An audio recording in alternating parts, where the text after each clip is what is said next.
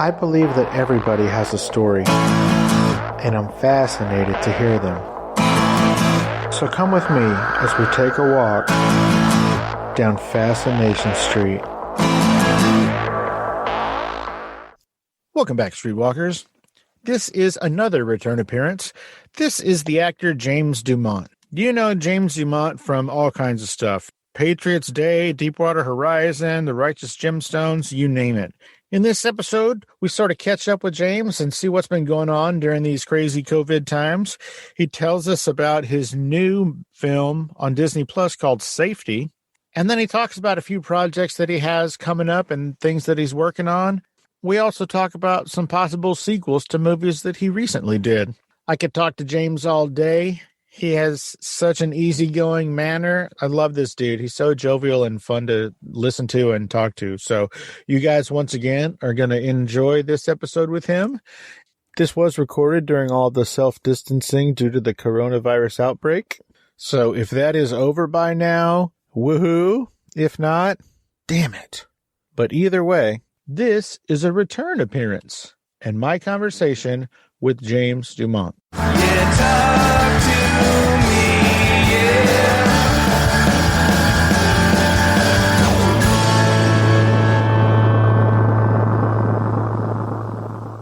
Welcome back to Fascination Street Podcast, James DuMont. How you doing today, James? I'm well, thank you. It is a nice sunny day here in New Orleans, Louisiana. Oh, sweet. Over here, not too far away in San Antonio, it is cloudy, drizzly, and shitty. There you go. Cloudy with a chance of meatballs. But New Orleans is happening. It's happening. That is nice.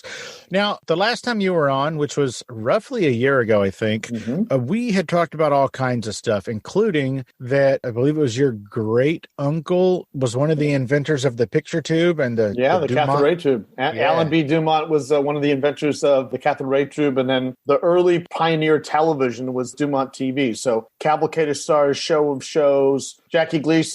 And you know what's great about Jackie Gleason is Cavalcade of Stars. There was a sketch in there about a guy, a bus driver named Ralph, and that's where the honeymooners started. I love that story. It's a great one. And I was just like, that's how that started. And also, you know, some great history too that people don't realize. My uncle had an amazing story. There was an actor who had been blacklisted. Part of the actor's studio had gone to some meetings. He got blacklisted and he couldn't do any theater in New York. And my uncle was the first one to put him on television. He always was trying to be a pioneer, really way ahead of his game. And I think recently one of the big critics from Variety was talking about how that narrow casting television, like television for a specific audience, and that my uncle was a pioneer of that back in the 50s because there was an African-American woman who had her own television show. It was a cooking show. She was a Southern woman. So before Oprah, she had her own cooking show. And there was actually an Asian-American woman who had her own talk show as well. It was for certain Southern kind of recipes and things like that. And I think the Asian woman had something a little bit different. It may have been a food thing, but they had lots of wrestling on there. But I mean, what it was is that it was content for a more specific audience. And my uncle was really big on giving people opportunities where other people were not. Blacklisted actors, a lot of theater actors who didn't want to move to Hollywood, really loved to stay in New York. So he put a lot of people in things and gave them opportunities. So far as he also had polio. One of these days I have to make a movie about him just because we look like each other for sure. And he had got polio as a kid, and so one of his arms was never quite right. And after the war, he would put a lot of veterans to work, people who had lost limbs. He put them on the assembly line, and the assembly line that would work to the advantage where if somebody didn't have an arm, it worked out all right. So he actually reconfigured the assembly line for disabled veterans when they came back from the war. Why haven't you made that movie yet? Who does that? Yeah. You know, he was more of a scientist than he was a business person. That's why the network doesn't exist. But the more I talk about it and as I kind of move up the food chain of things, I'm like, why don't I do a biopic on my uncle? That is amazing. Yeah, because when they were doing the Jackie Gleason, I think Brad Garrett was doing a TV thing of Jackie Gleason. And there was a scene with Alan DuMont because what happens is Gleason went off and cut his own deal DuMont put him on television, but then he went off and cut his own deal for The Honeymooners with CBS. So it didn't go over very well at my family's household, from what I understand. Yeah, I bet. But the only thing that was kind of connected to us by the time, because I think he died just a little bit after I was born. I was born in August of 65. I think he died in December. So I never really got to know him at all. I do know my cousins. I have a really good relationship with some cousins. And the only remuneration that kind of came our way for the early pioneer is he had all these patents. Most of the family got that. But when it came to Curtis Mathes TV, you couldn't put your personal name on a TV. He had a patent for that. So Curtis Mathes was a guy, I think it was in around late 70s, early 80s, that was able to put his name on it. So he bought that patent, and I just got like, $500 check or something like that, which I probably drank up in college and just probably brought some drugs. Probably did something not so great with that money, but I had fun. And I felt like, wow, I'm part of this DuMont family legacy, the first television millionaire, and beyond that, that's it. And it's also kind of a weird thing where it's like there were three brothers, my grandfather, and then obviously my uncles. My grandfather was like, how do you top coming up with TV? You know what I'm saying? And they were very competitive. And the other one was a football player. So he was the jock, a big football player, and he would repair and fix all the TVs because at that point in time, TV would blow out on a bar and then everybody would go to the other bar. And then, once he fixed that thing, then everybody would go back to that bar. So it was like, because the picture tubes just kept busting. They only had a shelf life of a certain amount. So you had to keep repairing and servicing these TVs, which became very costly. Yeah, I bet. But, you had these three brothers, and it's like, how do you compete with your brother that invents television? And, it's like, do you know what I mean? It's like, it's like being the brother of a famous person. You know what I mean? Really hugely famous. You're like, I'm never going to be that. Yeah, so, you got to feel sorry for Elon Musk's brother. Oh, yeah. John Musk, Skippy Musk, no one knows about Skippy Musk, I can tell you for a fact that was one of the things that my grandfather was like constantly trying to be, an innovator and creator. And it even trickled over to my dad, and my dad actually turned it around to make it empower. My uncle founded the Museum of Broadcasting in Chicago. So my uncle Bruce really kind of keeps the beacon going. And then now, I'm in television and film, mostly more film than television.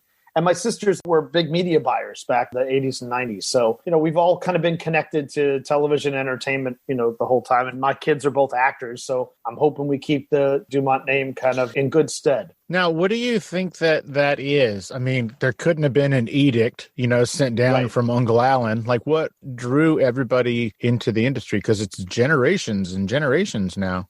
Yeah. Now looking at it, it kind of like dawned on me when I was in a boat in the swamps of Louisiana with my son and my daughter. We're doing this HBO show called Mosaic. The first time they're doing a whole series, putting it on a television, Steven Soderbergh is directing it, but he's also behind the camera. And I'm having this moment of like, wait a minute, I'm being directed by an Oscar-winning director. I'm with both of my children in the swamps.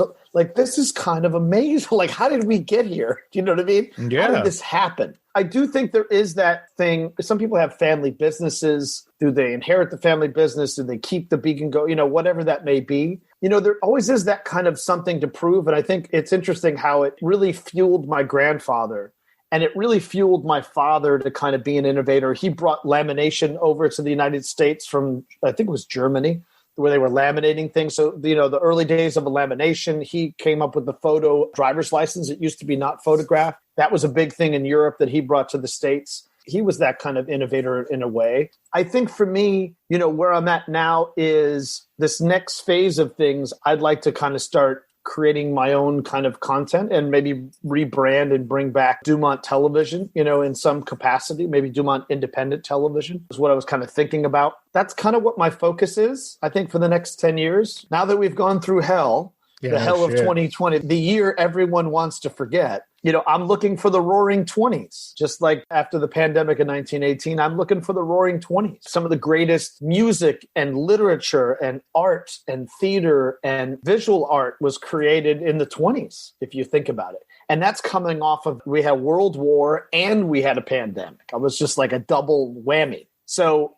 I just feel like we're kind of in this phoenix rising from the ashes. And I think I want to be a little bit more a part of that and have maybe a little bit more say on green lighting myself rather than be at the mercy of someone else's decision making. Should we have James Reed?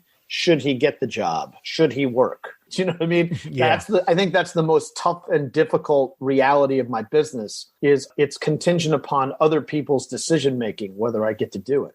Right. And that's something I've always known, but it doesn't make it easier as you move further along. Like right now, I'm just many major names and movie stars and TV people are grabbing any project they can based on because they have high overhead. So you don't have to tell me, man. Half Yeah. of the actors who aren't working right now started a podcast. Oh, yeah. Holy. Absolutely. I even have my own. I'm doing my Q&A tonight. I have a Q&A. A couple weeks ago, I did Michael Chiklis, the Golden Globe Emmy winner, Michael Chiklis, on my Q&A. Just talking actor to actor process and how you go from being a kid from Lowell, Massachusetts to winning everything that year, Golden Globe and Emmy for The Shield. How does one get there? And all the things that kind of go along. Yeah, I was going to say, I hope you talked about that period where he kind of didn't act after he did, I think it was that movie Wired, right? Oh, no, he was blackballed. Yeah. Basically, head of CAA at the time. Mike Ovitz was like, this guy never worked a day in his life, never happened. And he told a really cool story about how a friend convinced him to go down to Florida at Burt Reynolds' request because he had seen dailies from Wired. And he was like, no one should be blackballed. He goes, I came up on the McCarthy era. No one should be not allowed to make a living and provide for themselves. So Burt threw him in a movie. Michael was like, wow, I guess I'm not blackballed. And then, of course, the commish happens and things like that. Sure. Burt Reynolds sounds like your uncle in that way. I know. That we're at a time where there's going to be tremendous amount of pain and suffering and falling out from lack of leadership and lack of decision-making at probably one of the most crucial time in our history, at least in my generation. At the highest levels, I know we're not the only country that didn't get it right or underestimated. Correct. But the way it was handled, we're also the country that's suffering the most because of it. Look, it goes back to some of the movies that I've made with Peter Berg. I overheard a conversation when I was working on Deepwater Horizon about how Mark and Pete were making a trilogy. Lone Survivor, Deepwater Horizon, and now we're going to make Patriots Day. Oh, okay. And I was like, what's the trilogy? And they said, well, the deal is it's regular human beings, average Joes, being put into life or death situations and having to make life or death decisions, sometimes good and sometimes bad. Deepwater Horizon, there's a guy that had to make a decision of like he could have turned off the well and it never would have blown up and people wouldn't have died. Patriots Day, here's an interesting parallel Patriots Day. The mayor and the governor decided to shut down Massachusetts. You could not get in or out of that state. And had they not closed off every bridge, every tunnel, every plane, no planes were allowed to land after the bombing happened. These guys were stuck in Boston. They had a truck full of bombs and the GPS program to Times Square. They were going to go up to Times Square and do more damage. So they had to make a crucial decision to shut everything down at whatever that cost was going to be for the sake of life. Right. Wow. Sound familiar? And there's arguments between the governor and the mayor. We know we can't do this. The economics of it, the resources, do we have it? And they're like, there's no other way to do this. We have to keep these guys here. And then we have to smoke them out. And that's exactly what they ended up doing. And if they hadn't done that, they would have gone off to time. They had at least, I think, 6 to 10 more of those with BBs and everything and pressure cookers in the trunk. And the GPS was programmed to go to Times Square. They would have done more damage. That was a test for a bigger thing, much like you saw in 9/11. They're testing with the Boston trip. Can we do bigger impact? New York, Pentagon. So again, someone has to make a crucial decision at a very important moment, no matter what your legacy is or the pain of it. Like you have to think about that. Do you want to be the wrong guy at the wrong time? Because there was a guy that made a decision, said it was above his pay grade. He couldn't make the decision to cut off the oil supply on the Deepwater Horizon rig. It never would have led to the economic, let alone the environmental disaster. So one man had to make a decision at a crucial moment. I think even if you go as far as Spencer Confidential, that character of Spencer makes the right decision for a big cost sometimes of his body, of his potential risk of life, doing the right thing at a crucial moment. And I think that's one of the things that's most fascinating to me about working with Mark Wahlberg and Peter Berg is that to explore that idea rather than supernatural, Pete's like, I'll never do Star Wars or a comic book thing. I'm interested in real human beings being superheroes. And that's exactly what his movies are. And they make them very realistic and true. And, he says to me, it's like, dude, you got this face, you could do anything. It's like, I was like, okay, whatever, just keep tiring me. That's cool. But he goes, you have this believability. I can believe you as the corporate guy at BP. I can believe you as in charge of all the emergency thing in Boston. I can believe you as a Goomba tracksuit, mafia guy in Spencer Confidential. You can seamlessly kind of walk into these roles, and I believe you and I buy you. I've done 3 movies with both Mark and Pete in the last 5 years. That's just incredible to me. That is incredible. But I love that kind of telling that kind of story. And I think we're going to be hearing a lot of amazing stories during this time of what brings out some of the best in human beings and sometimes some of the worst. Yeah, I think I heard somewhere that Mark either just finished or is finishing up doing a movie where I think he's playing the father of that college student who got outed outed for being gay and then killed himself, right? Yep. So I guess they're into the real true story. Yeah, no, very much so. For good or for bad, like you were saying. Yeah, we're human beings. We're not perfect and we're not always right. Right. But I think when you're in a position of being able to do great good or great harm, it goes to the mark of your character. What was your history and background like that puts you in this situation to make a crucial decision at a crucial moment? Yeah. And that to me is fascinating. And I think you can tell, and it's good storytelling. Oh, it's great storytelling. You know what I mean? If you really think about it, I think sometimes people don't think as much about themselves as they probably should, but we're all pretty much heroes of our own life. That's what this podcast is about. I know. That's why. Dude, come on. Who are you talking to? You're amazing. Who are you talking to? So I started this whole thing because Fascination State for a reason. There you go. Well, we all have that. We are, you should be the hero of your own life.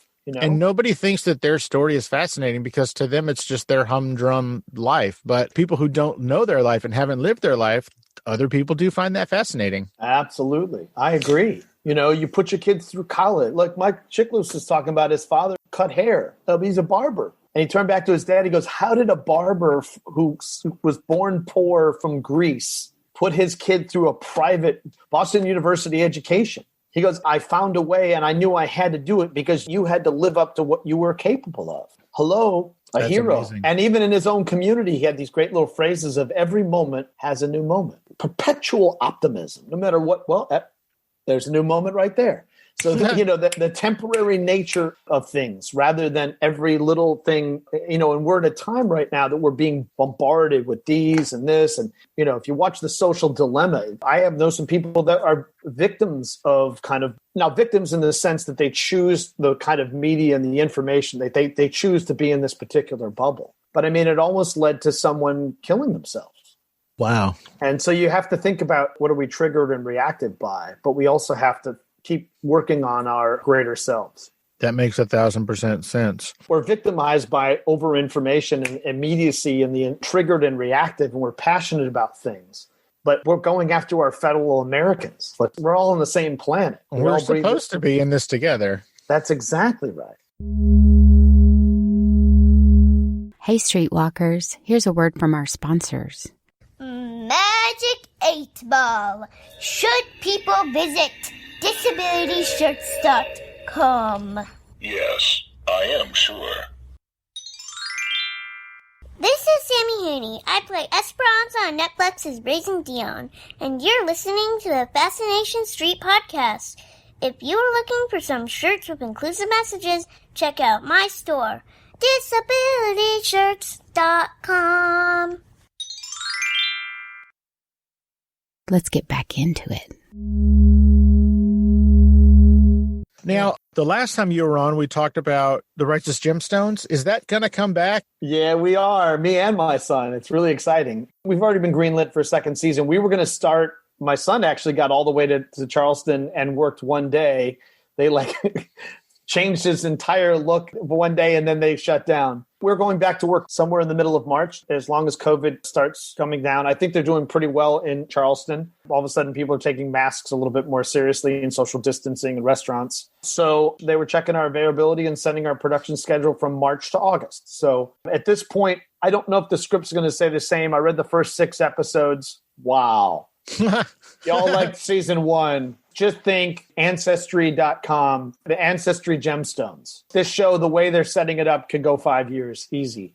Oh, wow. So I'm really excited what was written. Now, mind you, we've had a presidential election. We've had COVID. You know, the scripts may not stay the same as they were, but the last passes, my son and I were going to do 6 out of 9. So, you know, that's pretty good. That's about what we did. He did a little bit more for season 1. He's a Pontius Gemstone, the angry middle son. So, yeah. So, you know, he's going to have some trajectory. And, you know, he's boxing now, and there's all kinds of cool things that they can kind of add to the mix. And John Goodman boxes, so that might be a fun little thing for the two of them to kind of hit the bag together. Do y'all all just go to work together? Because doesn't he live near you or next door to you or something, John? John lives in New Orleans. Yeah, we've been on a couple flights together. Actually, we flew in a little bit for when we did Trumbo together in Toronto for the film festival there. And then one of the times of Patriots Day, because we were both in Patriots Day. So, Sure. I mean, now we know each other phone-wise and hanging out and all that stuff, but it was never the case before. Gotcha. We were just kind of like, I did Treme, and I was like, okay, hey, but I'm not in scenes with you. I mean, you know. And then as each project started coming in, we started to kind of connect. Trumbos where we really kind of connected the dots. And then Gemstones really kind of solidified it, my wife and I kind of hanging with his wife as well. So it's nice. He's a wonderful person. And we both love New Orleans. We're both Midwestern guys that found incredible wives that are from Louisiana, and we reside in Louisiana, in New Orleans. We love the city of New Orleans. So that is awesome. It's good to hear that he's a good dude, because I've been in love with that dude for, 30 years now or something? Absolutely. I mean, that guy's amazing. He is. So now that we know there's going to be more Righteous Gemstones. Yep. And we know that you guys are set to, start working again on that in March. This is a sort of a dumb question, but what was it like to nobody could shoot anything? People had, like your son, had to go home. Like everything was just done. Yeah. It's very interesting because we're constantly going to be talking about, before COVID, you're going to hear, but then COVID hit.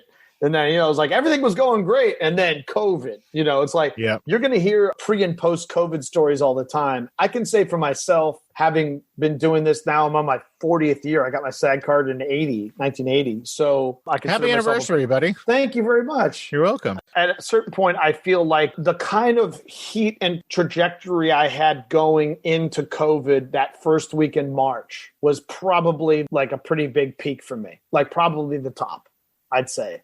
We had the premiere of Spencer Confidential the first week in March. I mean, I had like 200 people circling around me with selfies and signing autographs. And I was just like, wow. My manager of 26 years is going, this is it, buddy. Lean into it, man. This is what you've been working for, And then literally right after that premiere, I'm flying to Memphis, Tennessee, and we're doing the premiere of The Banker. And The Banker was poised to be an Oscar contender. And then we got pushed back. And, I felt like, oh my God, I'm on this high trajectory of what's going down. And then it was just like, I had, a whole bunch of auditions into March. And then it was like nothing April, nothing May, nothing June, nothing July, nothing August. Right after Labor Day, mid-September, a few auditions started, and it's never been recovered kind of since, I have a friend who was another character guy like myself, and after Labor Day, his agent was calling about a job. There's like, why would I be interested in this guy? I got John Malkovich, COVID negative and ready to go. I don't need you. I can get a bigger somebody. For me, I've been doing my on-camera workouts, at my home in New Orleans where I'm sharing and teaching, showing actors what I learned in terms of self-tapes and how to work the frame. And I've been self-taping for, like 13 years now. So I got a lot of skills in that, and I've booked over $1 million worth of work just off of my self-tape. So it's interesting that rather than kind of like, oh, poor me, I don't think we're going so, my career would have been really great. I'm like, oh my God, I'm on the top of the world. And now nothing, rather than that, I decided to kind of like just give back and share and be grateful. And so I started teaching, and I just moved my workouts that I did in Boston and New York and LA and Charleston and Atlanta and home here in New Orleans. I just moved it onto Zoom. And I have like 200 students from as far away as Italy to San Francisco, and then from Maine to Florida. I have students from all over, and man, it's been incredible. So rather than kind of, I'm on this recurring on a show that I can't talk about now, but I'm going to go back to New York, start back up and get on set. I went up there and got delayed and pushed back to January. So I'm going to go back up in the first of the year, and I'll be back on set again. I came close, though. I did my costume fitting and got my COVID test, and I was like, a week away from getting on set. And they're like, yeah, because of COVID and the location is away, we got to, push it to January. I was like, okay, it's like, looks like I'm not getting on set the rest of this year. But I really kind of turned this time into a place where I can really give back and share. And I've gotten so much more out of it than I think I ever would have imagined. I don't think it changes me wanting to like, oh my God, I want to do this all the time. It's like, no, I have to be a working actor and share from knowledge and experience of being on set and what I learned rather than philosophy. And back in the 80s, I was on a soap opera, and now I'm teaching and I'm not acting anymore. It was never for me. I'm more interested. No, it's never that. I just feel like I have a great deal to offer in terms of experience and know-how, and I'm extremely positive and encouraging to my students. It's been quite amazing, to be quite honest. So I've turned this time into a time to really give and share more. And I also, part of my Q&As I do is for charity. So I've raised, $6,800 in the last 6 months for all different kinds of charities. So a way of giving back to those organizations, no matter what they are, from Children's Hospital to, LGBTQ organizations, the Actors Foundation, So it's been really great to kind of, turn this into a time to really be appreciative and reflect. And I think I'm a much better actor now in terms of making choices and subtleties because I'm able to articulate what I do to other people. I think it's making it easier for me to work, making it me stronger as an actor. That's awesome. And, like you said, giving back is a big, important part of that. Like we said earlier, we're all supposed to be in this together. So I think giving back is a great way to pay that forward. That's great.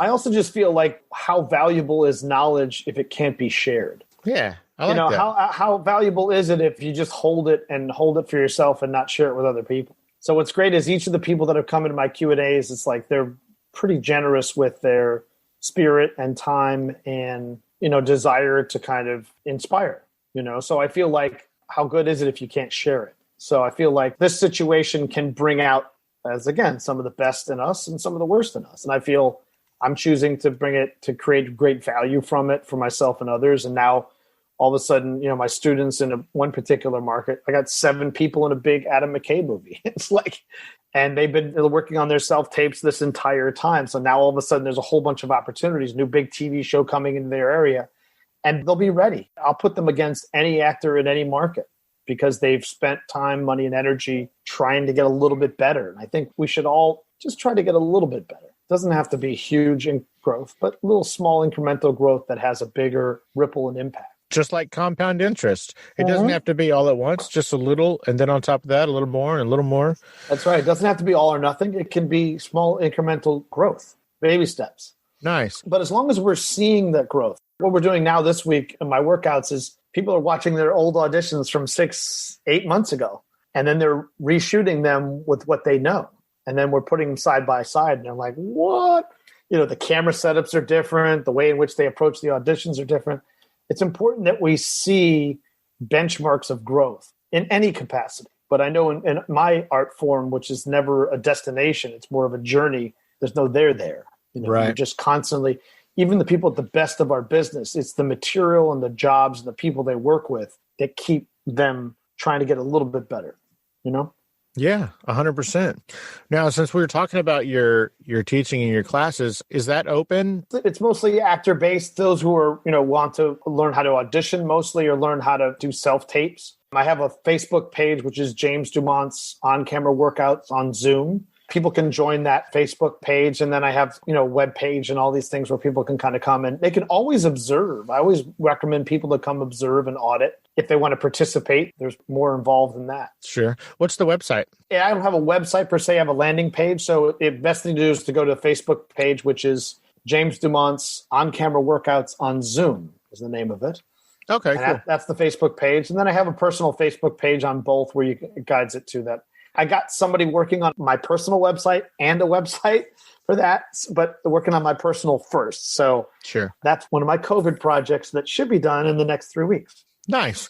Everybody who's interested in either, auditing or participating, go check that out. That sounds really dope. Like it really does. That sounds it's really cool. fun. On Monday night, they have a lot of writers, screenwriters, playwrights. We have a performance space, so actors are able to perform every Monday and bring in fresh material, things they want to work on, auditions. That's a Monday fun day where we just have a great time. And then the workouts are really geared towards learning the techniques and skills of self-tapes. And then on a Wednesday night, I do lab work, which is more like a master class on each of the different techniques that I teach in terms of 3-act structure, in terms of primary, secondary eye lines, working the frame, dissecting the material.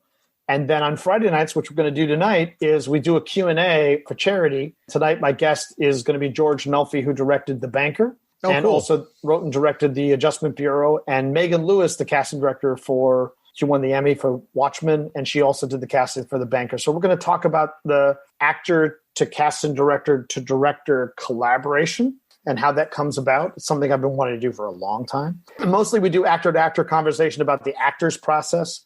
But I like this idea of talk to me about how do you create this ensemble cast from name actors to the locals, and how do the self-tapes come in, and what are some of the conversations that you have? Because I think when you watch the movie The Banker, I'm happy to say I'm part of that, but there's some amazing supporting lead roles in that film that are all locally cast out of Atlanta. And even for me in Deepwater Horizon, I'm number 4 on the call sheet of a $150 million Lionsgate movie. I'm over Gina Rodriguez, who got the Golden Globe. I'm John Malkovich, who has the Oscar. So the point is, there's local actors in certain communities where there's tax credits who are being given huge opportunities for film, probably even more now so because of COVID. It's like you don't have to fly people in and quarantine them and all these things. Right. Some of these larger, more roles that are working mostly will be done cast locally. Yeah, I think it was last month. It might have been the month before. My sister got a role on some TV show that's shooting in Dallas, and her episode was directed by Bill Purple, and she's been in a few things here and there, but right. I don't know if they shoot that show in Dallas all the time, but right. I know that they weren't having a huge COVID thing, and so that's kind of why they set up shop there. And like you said, they hired just a shitload of local actors for that. So I understand. I know a reboot of a big show that's going into Massachusetts with about 120 roles. The recurring roles will all be local. That's amazing. Where normally they probably could have been and would have been cast out of New York or LA, they're going to be going after recurring roles locally. Wow. Oh, yeah. Hey, real quick. Yeah. I know that Spencer Confidential was based on the TV show Spencer for Hire. Yes. At least, the character in the stories. And that was a TV show. Are there going to be any more of the films? Just so you know, it's based on the Robert P. Barker books. Robert Barker. There's like 36 books, by the way. Ace Atkins, who's an amazing writer, took over the franchise and keeps the Spencer character still going. Their books are still being written as we speak. The good news is that was like the top 85 million households, for Spencer Confidential. Over 250 hours were watched of a 90-minute movie. So there's definitely a Spencer Confidential 2 for sure. Oh, kick ass. But the good news is that, I think Mark and Pete originally had a 3-picture deal with Netflix if it went well. And there's 36 books. Nice. So what they like about this is that Pete and Mark work very, very quickly. They have shorthand. It shoots in Massachusetts where he has family. His mother's still there. And so there should be a lot more than 3. That is very And I cool. think it's a great thing because then between Mark's schedule and Pete's schedule and the producing he does and the other things that Pete wants to do, then every once in a while they come on back and they knock out a Spencer Confidential movie in 2-3 months. And then they go off and do their other things and come on back. So that's what it looks like to me. My character was originally one draft. I was killed. So I'm glad I'm not killed. I'm just in jail. So, Mark, so Spencer can come ask me questions and see how I'm doing in jail. Or I get out because, I'm that connected, and that's Boston. Hey, you know what? Maybe the second movie will be, as a result of COVID, they let everybody out of prison. That's exactly right. He got out. He's like, what? He got out? Yeah, tracksuit. He's got a mask, but he's out. He's got a mask. He's got a tracksuit mask. That's what I need to do. Is I need to make a mask out of my Adidas tracksuits. That's so funny. Absolutely. That's good stuff. I'm writing that down. Yeah, write that down. I'm like Adidas tracksuit Face mask. There you go. Yeah, bro. Y'all heard it here first. When y'all see that, yeah, you want to score points with me? Like Christmas present. Come on, bring it on, everybody. Are you a real fan? Make it happen. Come on, you gotta answer somebody who knows how to sew. My daughter does. I'll get her to There do it is. Absolutely. Then you got to cut up an Adidas. You don't want to. It's such a iconic thing, but you have to have the Adidas and the bandana. I see where this is going to go. It's going to go. I got some ideas. Very cool. Hey, Streetwalkers, here's a word from our sponsors.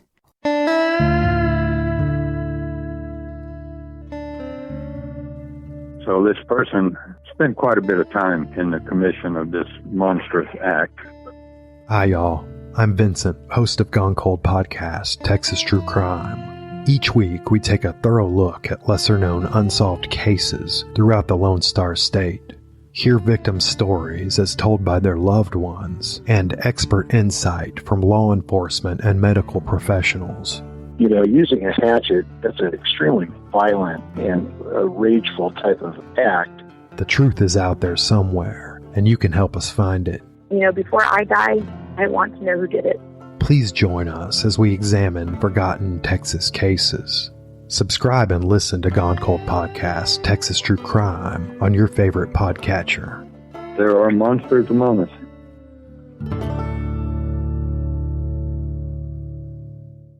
Let's get back into it. Now, there's a movie called Safety that I know absolutely nothing about. It drops today, December 11th. It's dropping on Disney Plus. So if anybody has Disney Plus, I strongly recommend you guys watch it, especially if you have kids. Two things, Disney and sports. Just look at the history. Mighty Ducks, sound familiar? Great hockey movie.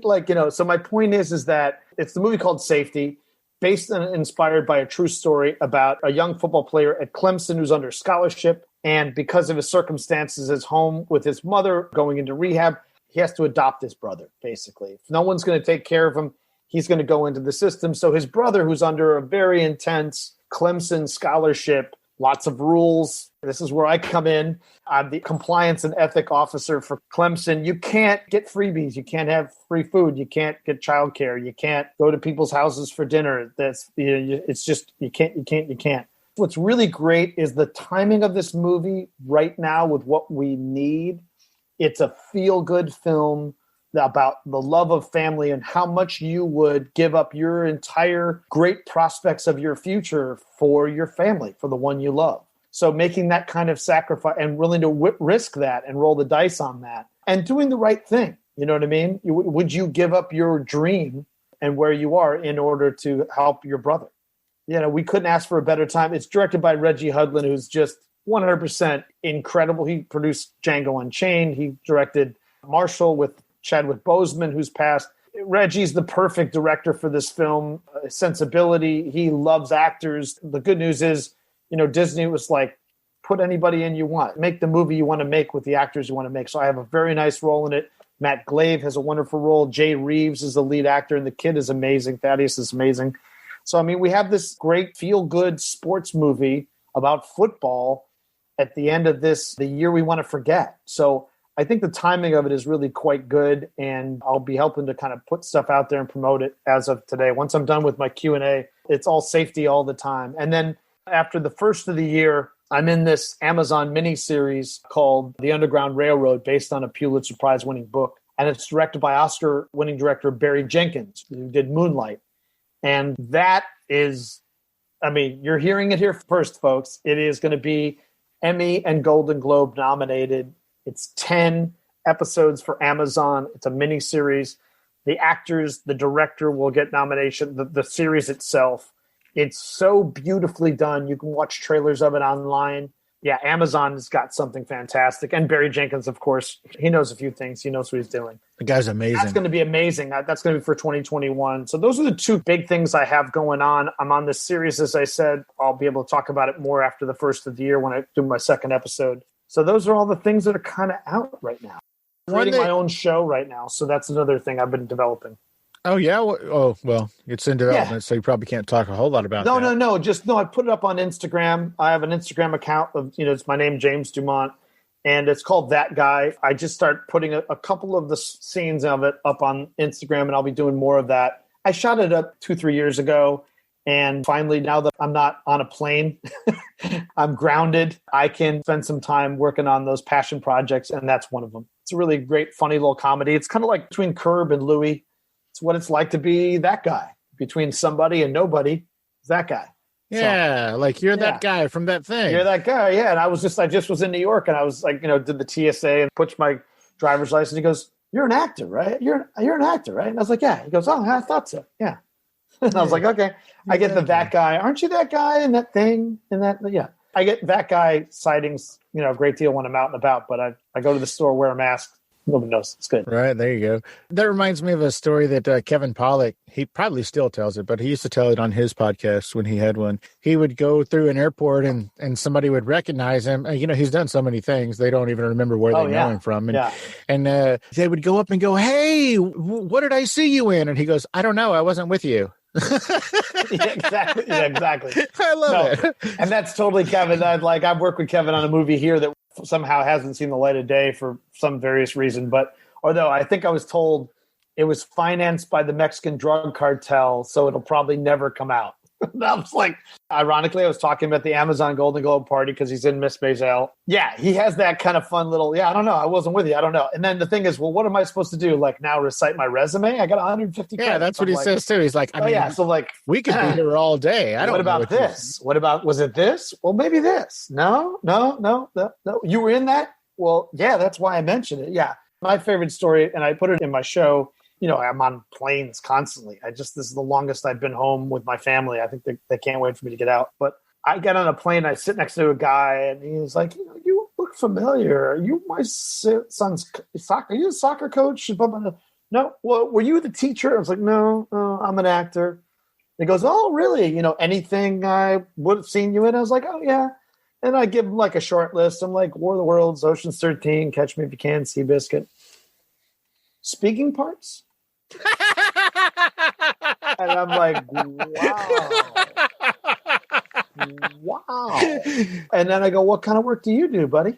He goes, "Well, I'm a lawyer, mergers, acquisitions, corporate, this, blah, blah, blah, lawyer." And I'm like, "So you get coffee for everybody in the office? You go take things down to the courthouse, you do a little filing?" Is that what you do? You know what I mean? You take depositions for all the real lawyers. Is that what you do? Because that's pretty much what you just said. You basically said I'm an extra, and you never talked to me for the rest of the flight. I was like, "Whew, I can get a sleep in. I don't have to tell stories." He doesn't, be like, "Whew, good. This is good." That is fantastic. I love it. Yeah.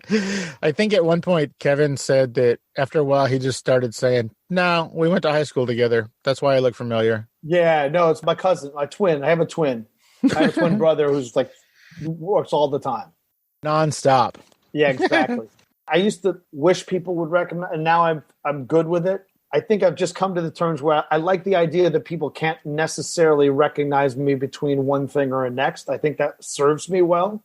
So I'm like, "Oh, no, well, that's the guy that does that. He just does that one thing." Well, if we want that one thing, it's great. I've been very fortunate that between film and television, I'm not just kind of like that guy just does this thing. Right.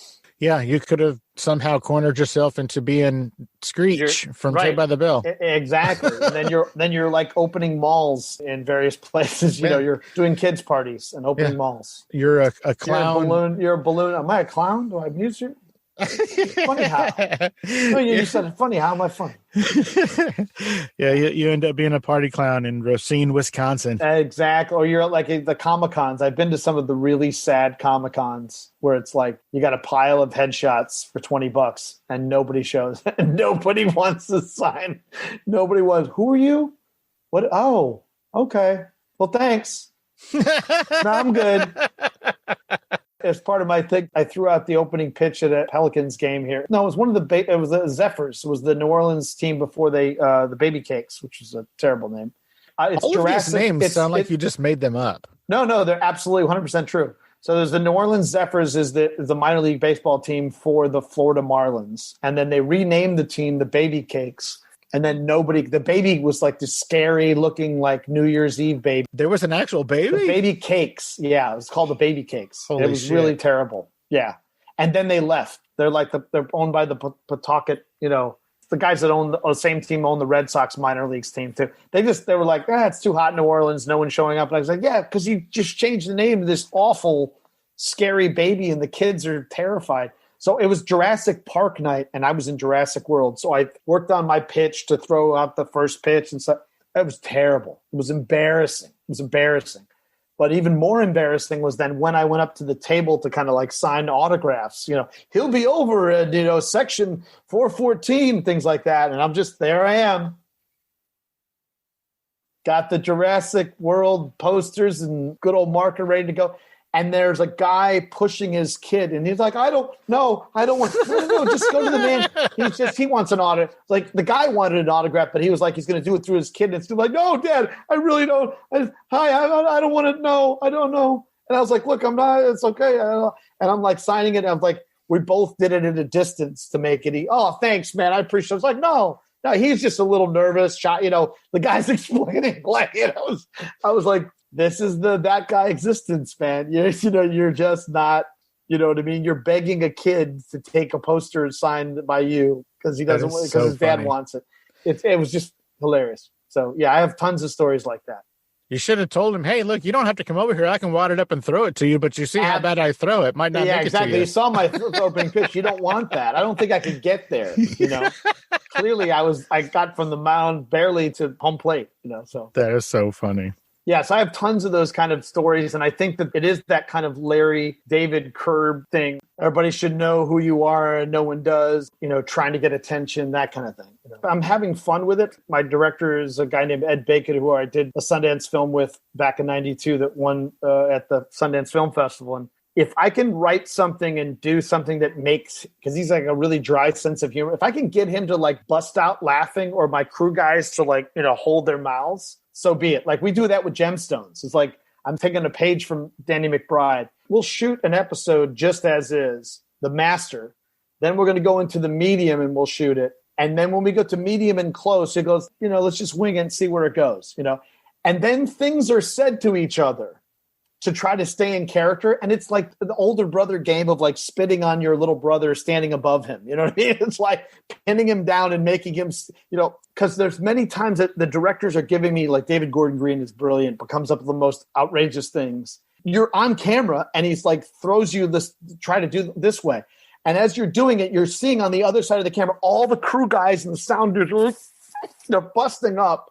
And then finally cut happens and then everybody busts out laughing. And I go, okay, this is the best job ever. And so when I'm working on my show, I'm trying to write things and put stuff into the situation that has that kind of effect.